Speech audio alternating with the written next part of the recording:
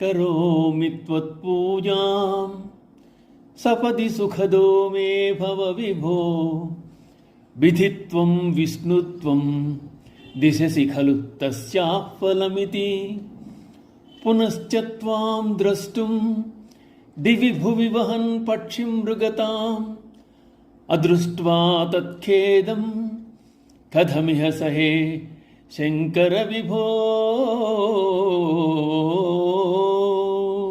మహాప్రభో, నిన్ను ఆరాధిస్తాను, నీ పూజ చేసేదను.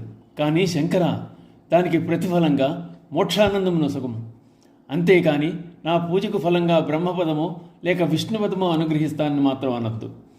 బ్రహ్మత్వ విష్ణుత్వములు కానీ ఇచ్చావా, నేను మరల ఖగరూపము ధరించి ఆకాశమందు, మృగరూపము ధరించి భూమి అందు నీ అన్వేషణలో తిరిగి శ్రమపడలేను. తుదకు నిన్ను కనుగొనజాలక అటువంటి జన్మల వలన కలిగిన దుఃఖమును సహించలేను. కావున బ్రహ్మత్వ విష్ణుత్వముల కన్నా పరమపదమైన సాయుధ్యమును దయచేయము. పరమేశ్వరుని ఆరాధించిన దానికి ఫలితంగా ఒకవేళ ఆయన దర్శనమిచ్చి వరం కోరుకోమని అడిగితే ఏం కోరాలి, ఏమి కోరితే ఏ ఫలం వస్తుంది అన్నది యోచిస్తే శుభం జరగాలని కోరుకోవాలి కానీ లాభించేది కోరుకోకూడదు. భస్మాసురుడు, గజాసురుడు శ్రమ కోర్చి తపస్సు చేసి ఈశ్వరుని ప్రసన్నం చేసుకుని సాక్షాత్కరింపజేసుకున్నారు, వరాలు కోరుకున్నారు. కానీ వారు కోరుకున్న వరాలు వారికి శాపంగా పరిణమించాయి. ఈ విషయం తెలిసిన శంకరాచార్యుల వారు పరమేశ్వరుని ఈ విధంగా అభ్యర్థన చేస్తున్నారు. శివ, నిన్ను ఆరాధించినందుకు ప్రతిఫలంగా గొప్పగా ఉంటుందని ఏ బ్రహ్మపదమో విష్ణుపదమో ఇద్దామనుకుంటున్నావేమో, అలా మాత్రం చెయ్యొద్దు.